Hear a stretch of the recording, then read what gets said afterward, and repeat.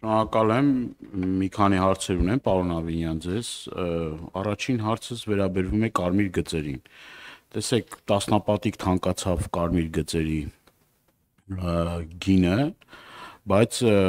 օրինակ ես, որ վճարում եմ, էլի նույն խնդրին բախվում եմ, տեղ չի լինում կանգնելու։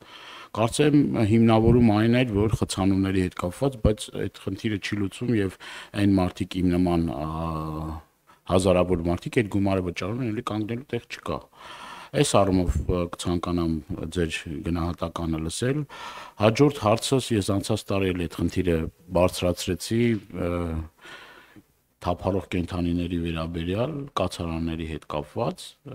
այս ուղղությամբ ինչ աշխատանք են տարվում, որովհետև հարյուրավոր նամակներ եմ ստանում, որ այս խնդիրը չի լուծվում եւ այս առումով շոշափելի արդյունքներ կարծեք թե չեն գրանցում, որովհետև դեպքերը շատանում են։ Իմ երրորդ հարցը ձեր հարցի շարունակությունն է, մենք էլ որ հանդիպումներ ենք ունենում մեր հայրենակիցների հետ, կոյուղագծերի հետ կապված բավականին լուրջ խնդիրներ կա, վերջերս ես նաև Էրեբունի օդակայանի հարակից թաղամասում էի եւ էլի այդ խնդիրը կար, բավականին լուրջ մաշվածություն կա, ես գիտեմ որ տարիների ընթացքում այդ խնդիրները կուտակվել, դեռևս խորհրդային ժամանակահատվածից այդ կոյուղագծերը չեն փոխվել, բավականին լուրջ ֆինանսական միջոցներ է պահանջում եւ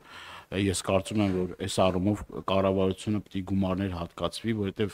այդ մարդիկի վիճակի չեն այդ խնդիրները լուծել, բյուջեն էլ քիչ է հասկանալի, Երևան քաղաքի բոլոր հարցերը չեն կարող այդ գումարի մեջ տեղավորվել, հասկանալի է այդ ամեն ինչը, բայց մենք պետք է այդ մարդկանց լուծումներ առաջարկենք, թե ոնց ենք, որովհետև այդ վթարներից հետո բավականին լուրջ խնդիրներ առաջանում, հիգիենայի հետ կապված տարբեր խնդիր, չեմ ուզում երկար սրա մասին պարզաբանեմ ասեմ եւ օգտվելով առիթից եւ երրորդ հարցս եմ ուզում տալ, որովհետեւ այդ հարցերը կարեւոր են, բարձրացնում են, ես էլ պետք է այս առումով նաեւ բարձրացնեմ այս խնդիրը եւ ձեր պատասխաններն ակնկալեմ Նուբարաշենի աղբավայրի հետ կապված Քիչ առաջ ես տկեն նախարարին այդ հարցը տվեցի, գիտեմ որ պլանում կա նախատեսված է որ վերամշակման, բայց կոնկրետ հստակ ժամանակացույց կա, թե երբ է դա լինելու եւ արդյոք այս հարցն նորից էլի ուզում եմ ուղղել, որովհետեւ տկեն նախարարին դա այդ վերամշակման նախատեսված աղբի վերամշակման գործարան որ կլինի հրդեհների հետ կապված կամ այդ հոտի այդ ամեն ինչի մեր քաղաքացիները դուրս այդ խնդիրները ի վերջո լուծվելու է թե ժամանակին նաև ինձ փորձագետները փոխանցեցին որ կար այդ գազի հետ կապված այդ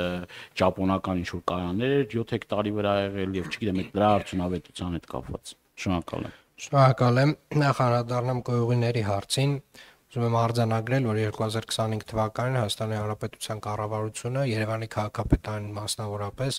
կոյուղների հիմնանորոգման վերանորոգման համար այո գումար հատկացրել է եւ մենք ահռելի ծավալի աշխատանք ենք իրականացրել։ Նախկինում Երևանի քաղաքապետարանը ինքն էր այս ֆինանսական միջոցները հատկացնում, բայց գործընկերները քննարկումների արդյունքում համաձայնել են որոշ չափով գումար հատկացնել եւ իրականում այս process-ը շարունակական է։ Ինչ վերաբերում է կարմիր գծերին, պարոն Դանելյան, տեսեք, երբ որ մենք փոխում ենք կարմիր գծերի հետ կապված որևէ կարգավորում, լինի ֆինանսական կամ որևէ, մենք պետք է հասկանանք, որ այդ process-ին զուգահեռ նաև տեղի ունենում Երևան քաղաքում ավտոների քանակի աճ, այսինքն ամեն տարի այդ ավտոների քանակը ավելանում է։ Վերջին միայն 1 տարում ասեցի 11000 նոր ավտոմեքենա է գրանցվել Երևան քաղաքում եւ շարունակաբար աճում է։ Մենք որպեսզի նախ առաջինը պետք է անդրադառնանք ավտոմեքենաների այդ ծավալին, այսինքն այդ մտնող ծավալին, որովհետեւ դե հիմա ասում է բան են տենց այդ մատերիալից չենք էլի որ կարողանանք տենց այդքան տեղավորվել, բայց դրա համար պետքա որոշակի սահմանափակով կարգավորումներ ունենանք։ Բայց կոնկրետ ձեր հարցին ինչպես անենք որ իմանանք արդյոք ես որ գնամ այս հատվածում կարմիր գիծ կգտնեմ թե ոչ, հիմա հավելված ենք մենք մշակում, էլեկտրոնային հավելված է, որով որ դուք կարողանալու եք տեսնել, այս տեղում օրինակ 2-3 տեղ կա պոտենցիալ, ասենք մինչև հասնեք 2-3 րոպե հետո թե չկա։ Այսինքն այդ ինֆորմացիան մենք արդեն իսկ քարտեզագրում ենք եւ հավելվածով էլեկտրոնային հեռախոսային հավելվածով դուք տեսնելու եք, այս հատվածում կա թե չկա։ Ինչ վերաբերում է շների կացարաններին, ամենամեծ կացարանի մրցույթը, շինարարության մրցույթը արդեն իսկ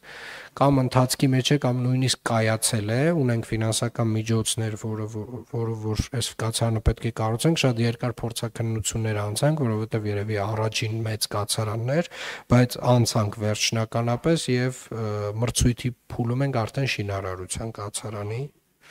Այս տարի վստահորեն կարող ենք ունենալ պայմանագիրը, չեմ կարծում կհասցնենք ամբողջությամբ ավարտել, բայց հաջորդ տարի հաստատ կավարտենք, էլի շատ բարդ աշխատանք չի։